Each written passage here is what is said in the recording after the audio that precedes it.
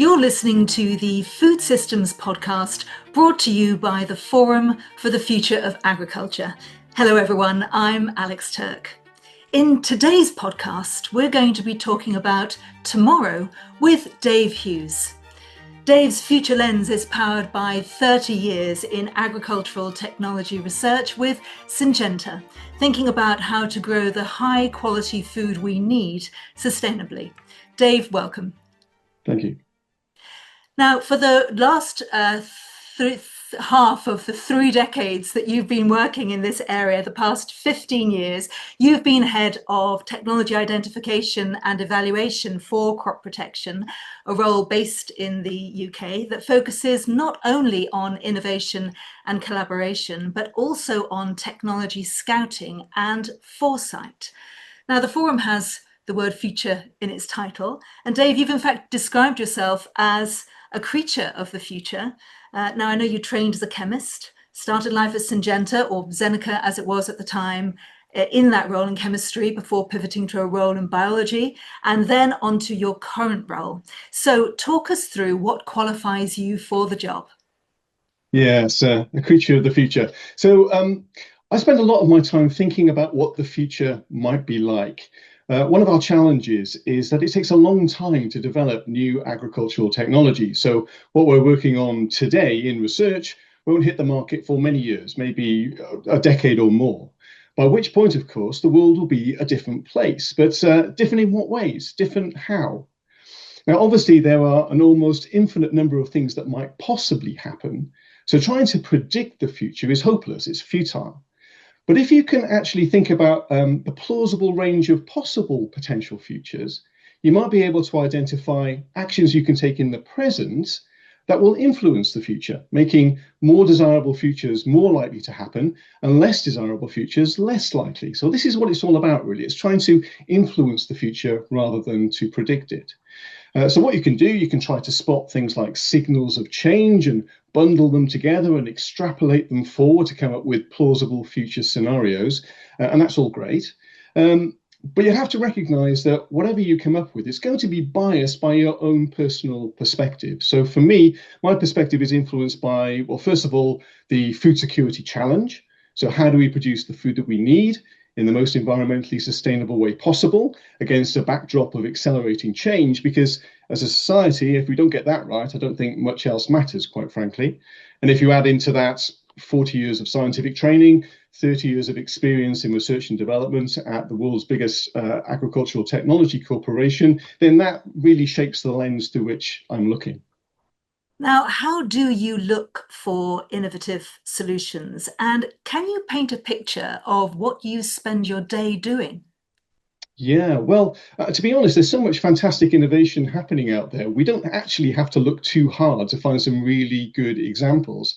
Especially as we are one of relatively few big companies trying to innovate in this space. And we do try to work very hard to make it easy for external innovators to interact with us via a website that we call Shoots by Syngenta. So finding new innovation isn't really a problem. On the contrary, in fact, working out which innovations we can actually support, given this sort of embarrassment of riches, if you like, that's actually a bigger problem. So at any given time, Syngenta is supporting somewhere between 400 and 500 scientific collaborations based out of Syngenta Crop Protection Research and Development, mainly with university labs and with innovative startups. So for me personally, I spend most of my time communicating with people, either in person or on video calls, a bit like this, or via email. So I'm talking to external innovators about the technologies they're developing. I'm talking to my internal colleagues about the challenges that they're facing. And if I find a link or a connection, then I try to put these people together. So far this year, I've interacted with well over 100 different external organizations right around the world. So everywhere from Brazil to the United States to Canada to New Zealand, Australia, Japan, China, India. Lots of examples from Europe and the UK, of course, because proximity does help here.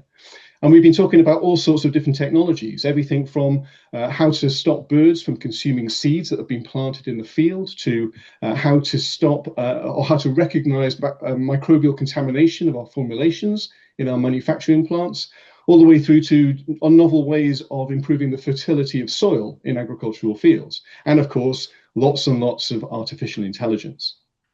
And I suspect that might feature through this podcast. So, you look at another theme in the forum that's always been at its heart is urgency and the need for action and remedy now. Now, whether that's on pollution and greenhouse gas emissions or soil degradation or biodiversity collapse, to name a few. Now, given that we have COP30 in Brazil, looking at a strong focus on innovation to promote sustainable agriculture in the near term. Plus, we have the target date for the Sustainable Development Goals of 2030 fast approaching. And we had the very stark UN warning about global effects being widely off track. Can you give us a glimpse into your innovation lens and tell us what you're focusing on broadly now and over the next 5 years? Okay, well, certainly the Sustainable Development Goals are ambitious, and 2030 is only 5 years away. So, progress is being made, but I think we certainly need to accelerate. And climate change is a particular concern of mine, I think, because I can easily see how tipping points and non-linear responses could conspire to seriously compromise our ability to produce food. And that's a serious concern for me. Another point I'd like to make is that the SDGs are based upon extremely complex challenges, not the sort of things that can easily be solved by a simple technical breakthrough, for example. So all sorts of things need to come together, and that's looking increasingly difficult with the world as it is at the moment. So things like infrastructure and investment and policies around trade and cooperation and the regulation of technologies and how we support scientific collaborations and technology dissemination and knowledge sharing, all the way through to how intellectual property can be used to accelerate innovation rather than to block it, all of that kind of stuff. But speaking as a scientist, there are several areas, many areas, in fact, where breakthroughs in science and technology could seriously help. So let me just give you a few examples. The obvious one is around digital technologies, of course. The digital revolution is changing society at the moment. And the way I think about it is that it's not just a single revolution, it's 5 separate revolutions that are all happening at the same time, all synergizing each other. So the first one is around data, which is like the currency of the digital world, the foundation upon which everything else is based. And the amount of high quality available data is growing exponentially. Then we have algorithms, of course, especially artificial intelligence algorithms. So mind-boggling new capabilities are coming through seemingly on a monthly basis. Then we have the power of computational hardware, the chips upon which these algorithms run. Their power is growing exponentially. Again, that's Moore's law, of course. And then in the future, we might have quantum systems that are coming through. So what does quantum artificial intelligence look like, for example? Then fourthly, we have the increasing capabilities of robotics and autonomous systems, which is like the interface between the digital world and the real physical world. And then finally, we have connectivity, which is a force multiplier for digital technologies. The more you connect them together, the more powerful they become. And the degree of digital connectivity we're seeing is, again, growing exponentially. So there are very few aspects of our society which are going to remain untouched by this particular revolution, and agriculture, of course, is no exception. The second area I'd like to highlight is pest control. And I'm using the word pest there in its broadest sense. So I'm talking about animal pests, especially insects that can consume the crop. I'm talking about microbial pathogens, especially fungi that can infect the crop. And I'm talking about weeds, which are plants which can compete with the crop for resources. So despite all of our clever technologies today, it's estimated that about 1/3 of all planted crops are destroyed by pests before harvest, 1/3. And if we didn't have these modern day pest control technologies, that would rise to about 2/3 of planted crops being destroyed. So in other words, the use of pesticides and other pest control technologies today doubles the amount of edible food we are able to produce. So 2 things flow from this for me. Firstly, pest control in agriculture is not optional. It is utterly essential. So the only question is, what's the best way of controlling pests that maximizes the yield of safe, edible food in the most cost-effective and environmentally friendly way? Secondly, 1/3 of all planted crops are still destroyed, which means there is plenty of headroom to improve the productivity of agriculture simply by improving the effectiveness of pest control, which is an opportunity which I think is often overlooked. Now, from what I can see, pest control technologies are now diversifying, and in particular, they're becoming more biological in their nature, which I think is a really exciting development. Now, the third area I'd like to highlight is crop genetic optimization, particularly using a technology called gene editing. Now, this is a revolution that has a very specific start date. So this all kicked off on the 17th of August, 2012, because that is the day a scientific paper was published by two teams, one working in Sweden, the other in California, working together to try and understand what was at the time a rather obscure bacterial immune system called the CRISPR-Cas system. And this system prevented bacteria getting infected by viruses. Anyway, this team worked out the mechanism by which this immune system worked, and it became immediately obvious from this mechanism that the components could be repurposed to make very small specific changes to the DNA of pretty much any organism you like, something that was very difficult at the time and, of course, highly desirable. So unsurprisingly, scientists right around the world leapt on this breakthrough, including crop scientists. And even though it's only happened, 13 years ago, all sorts of interesting traits have been introduced into all sorts of crops using this technology. And incidentally, the two teams who actually made that breakthrough were awarded the Nobel Prize in Chemistry in 2020.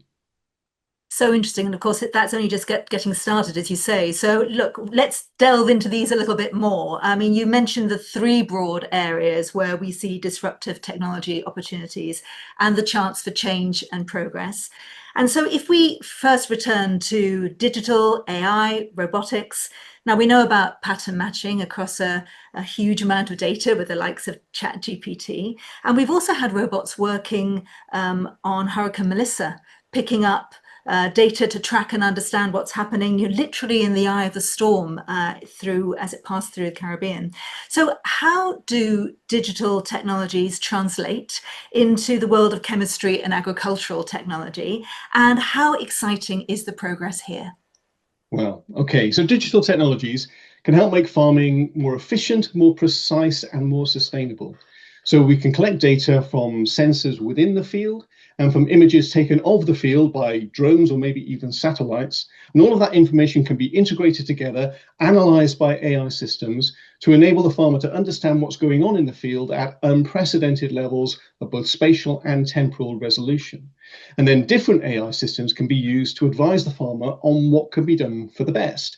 And one particular manifestation of this is that it can allow for the precise delivery of certain inputs like chemicals, like fertilizer, exactly when and where they are needed at the field at exactly the right concentration, rather than spraying everything everywhere at the same concentration. So this produces results which are at least as good, whilst requiring significantly less of those inputs to be applied, which is money saved for the farmer, and it's also less damaging to the environment, of course. So this is quite well known. I suspect many people listening to this will be well aware of this. Might be less well aware of the impact that these digital systems are having on the nature of research itself. So these AI systems can spot meaningful patterns in highly complex data sets, enabling us to understand very complicated systems much better than ever before. They can also suggest new products, new chemical structures, for example, that have never existed before, new DNA sequences that have never existed before. And robotic and autonomous systems are already everywhere in our laboratories these days. Almost every routine procedure has already been automated or is in the process of being automated. And that frees up human scientists to do more interesting or more difficult things.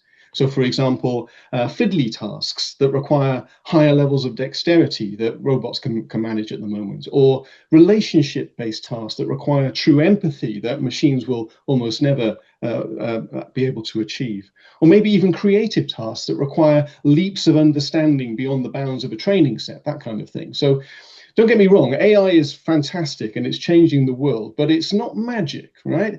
It is basically clever statistics run over large data sets, and there are plenty of things that human beings can do better, and I suspect that will always remain the case. So they're good at the metadata. I mean, but we have that moment of being human. Do you subscribe to the 70-30 rule there, Dave? Well, it's difficult to see where we'll actually end up being, but there are certain things where you can never imagine a machine coming up with an empathetic response where a human won't be feeling like they're being gamed by the response of a machine that's coming up with some kind of automated fixed response in terms of a challenge. So there are some things I think will be very difficult to do. And bearing in mind that these machines are operating on a data set as well, extrapolating beyond that data set will be very difficult. So I can't imagine a machine coming up with something like quantum mechanics or the theory of relativity if they didn't already exist. So these leaps of understanding, I think, will remain human for a long time to come. And Bill Gates is often quoted, isn't he, about the benefit and betterment of humanity through AI as a productivity tool. But there will always be a part of this that will be a deeply human endeavor. I believe so. I think that's good news. I wonder if our listeners do agree. But look, let's now talk about biological methods of pest control and the technologies there. Now, you said exciting developments happening in this arena too, and Syngenta has strong expertise. So tell us more. Okay, so pest control technologies are currently dominated by synthetic chemicals, of course, primarily because, well, frankly, they're very good. So they're highly cost effective, they're flexible in their use, and they're robust and resilient. However, of course, many people remain passionately opposed to the use of synthetic chemistry in food production, okay? And even though I might suggest that some of the criticisms leveled at synthetic chemistry are somewhat unfair, I would agree that it would be great if we can come up with more diverse methods of pest control that are at least as good or even better than what currently exists. So, there are significant parallels between medicine and pesticides, okay, to the extent that technologies that have been developed for medicines in the past have been repurposed for use in agriculture, and indeed vice versa. Now, what many people might not realize is that the pharmaceutical industry has undergone a rapid transition over the last 25 years. So if you go back to the turn of the century, almost all of the world's biggest selling medicines were synthetic chemicals. So the same situation we're in today with pesticides. But nowadays, most of the world's biggest selling medicines are not synthetic chemicals. They're biological molecules like proteins, antibodies, for example, or what we call nucleic acids. So things like the mRNA vaccines you may have heard of, the COVID vaccine, that kind of thing. So this is an intriguing situation. To what extent will we see a similar transition in pest control technologies? Now, we're just starting to see the very first products of this type coming onto the market right now, but there's a problem, because these molecules are absolutely huge and they don't tend to get to where they need to be in order to exert their effect. Now, this isn't a problem for pharmaceuticals because they can just simply be injected into the bloodstream of the patient. But we can't do that with crop plants, of course. We need to rely on more passive mechanisms of uptake and relocation. So that's a technical challenge. So are we going to rise to this technical challenge? So we're at a fascinating junction in pest control technology right now. So will we judge these first products coming onto the market right now as the first tentative steps in a revolution in pest control, or instead will they sink without trace and never be seen of again? We shall see. Well, I know you'll be watching that space very carefully, and of course, you have all of these collaborations going, so much work in this area. Finally, then, let's move on to gene editing, genetic optimization, CRISPR. Now, I've got a trio of questions here. So what are these new genomic techniques? How will they or are they changing our crops? And why do we need them? Okay, so this bacterial immune system I mentioned, the CRISPR-Cas system, enables us to make small, precise changes to the DNA sequence of the crops, the DNA that's already there. So these are exactly the same kinds of changes that can happen at random, naturally, during processes like cell division. The challenge has always been to get the changes we want to happen in exactly the right place in a genome, given that in a genome there are literally hundreds of millions of similar places where that change could happen. And this CRISPR-Cas system, without going into the technical details, provides a very elegant solution to this massive selectivity challenge. So our understanding of the linkage between the DNA sequence of an organism and the characteristics of that organism, that's already pretty good. And it's improving rapidly because that's exactly the sort of thing that artificial intelligence is really good at. So we kind of know what changes we would like to introduce into our crop plants. And with the advent of this CRISPR-Cas technology, we can now implement those changes. So already all sorts of interesting traits have been introduced into crops. So it started off with what we call the input traits that are of value to the farmer. So things that have been done include improving yields, pest resistance, stress tolerance to things like drought and salt and that kind of thing. That's all great. But I think for me, more interesting is what could be done about the quality of our food. And again, we've got many examples that have already been done. So things like better tasting fruit and vegetables, vitamin enhanced fruit and vegetables, extended shelf life in things like melons and bananas, things like that. Hypoallergenic food, so foods like wheat and peanuts with the allergens removed, or even healthier foods, healthier soybean oil, for example. And frankly, I think we've barely scratched the surface here. So looking forward into the future, I see a kind of blurring of the boundary between nutrition and medicine. So we'll see increasingly, I think, foods with ingredients that are designed to have health impacts beyond simple nutrition. So we already have an example of this. There's a tomato that's been gene edited on sale in Japan to reduce blood pressure. And I'm aware of lots of chatter in the scientific literature about how we might use food ingredients to activate the GLP-1 system, which is the system which is activated by the weight loss drugs like Mounjaro and Wegovy, that sort of thing. So I think fundamentally this technology could supercharge the development of healthy food. And that's the most exciting part for me. Yeah, it's so interesting. Food is medicine. I mean, it's an old adage, but never more true by the sound of it. And, maybe Indeed. you are what you eat also comes into that one.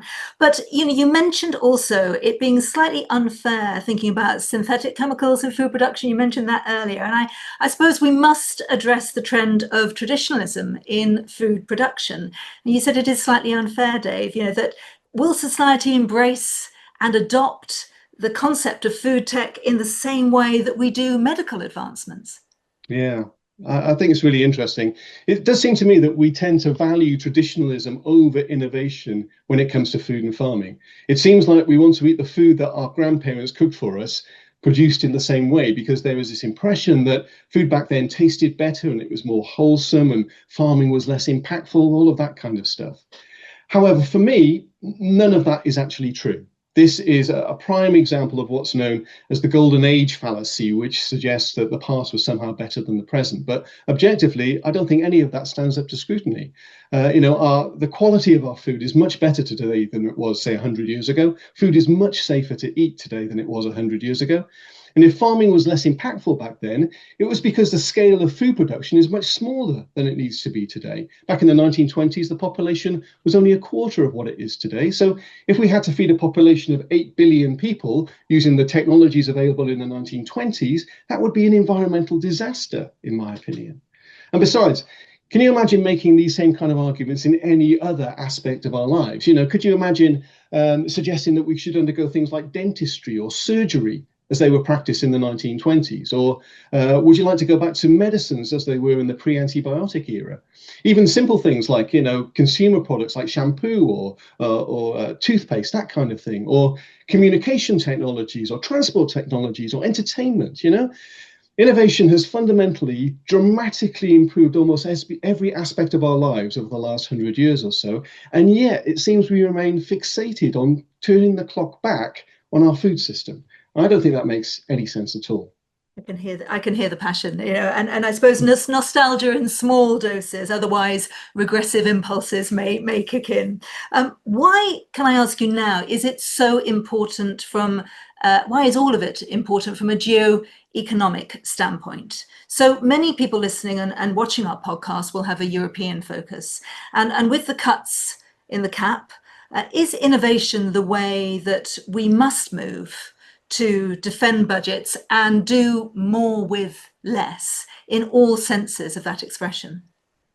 Okay, so fundamentally, Europe is a critical global breadbasket region, right? It's got fertile soils, it's got a benign climate, highly educated, highly skilled farmers. And in fact, it could well be one of the regions of the world which is more robust to climate change than many other breadbasket regions elsewhere. So I think it's absolutely crucial that the political climate in Europe actually encourages farmers to maximize their productivity in the most environmentally sustainable way possible. So how to achieve that? Well, innovation does generally improve the efficiency of farming, producing greater numbers of outputs for fewer inputs required.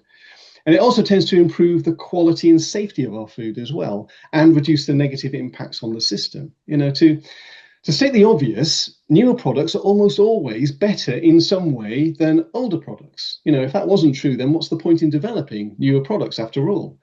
So it's in everybody's interests to encourage the development and facilitate the approval of superior new technologies to displace older products.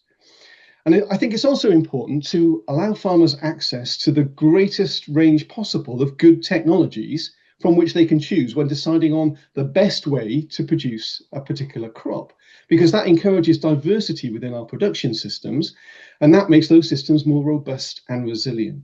So restricting access to new technologies or delaying their implementation comes with a really significant opportunity cost, which I think is often overlooked. Yeah, so the best way to produce is that the grower has to win, and that choice element is absolutely essential. Dave, let me finally ask you, do you need to be an optimist to do this successfully? And at the start, you mentioned about lead time on innovation and development, possibly decades. So do you have to have the virtue of being patient as well? I mean, surely you need the idea of, try again, fail well, fail better, that kind of Beckett approach when you're looking into the future. Well, I'll put it this way. I think it would be difficult to do this job if you were a pessimist, okay? If you're trying to do things which are so difficult, nobody's ever managed to achieve them before, then you have to reconcile yourself to the fact that roadblocks and disappointment and failure are never going to be too far away, right? So if you're a pessimist, it would be very easy to throw your hands up and say, oh, it's all hopeless. But personally, I don't think that way. My mindset is a bit different. It's a bit more like a striker in a football team, in that I don't really remember the chances that are missed, but it's the occasional, when the ball hits the back of the net, it's that rare occasion, that's what I actually remember. And it's that feeling that makes everything else worthwhile. So I guess my analogy breaks down a little bit in that if I score a goal in a football match this week, it will be largely forgotten by this time next week. But if we do manage to hit the back of the net in developing a new agricultural technology, we know that it will have a significant beneficial effect on a large number of people for an extended period of time, right? So I think it's that burning desire to make a positive difference that makes people like myself and my colleagues do what we do. Well, the new day is always a new opportunity. It's been fascinating talking to you, Dave. I know you said on digital tech, connectivity is a force multiplier. And I know the late US statesman Colin Powell said perpetual optimism is a force multiplier. So, Dave, thank you so much for your time today. So Dave Hughes from Syngenta, as a creature of the future, thank you for your view through your forward-looking lens. Thank you very much. You've been listening to another edition of the Food Systems Podcast, brought to you by the Forum for the Future of Agriculture. It's been a pleasure having you with us. Please do join us again next time.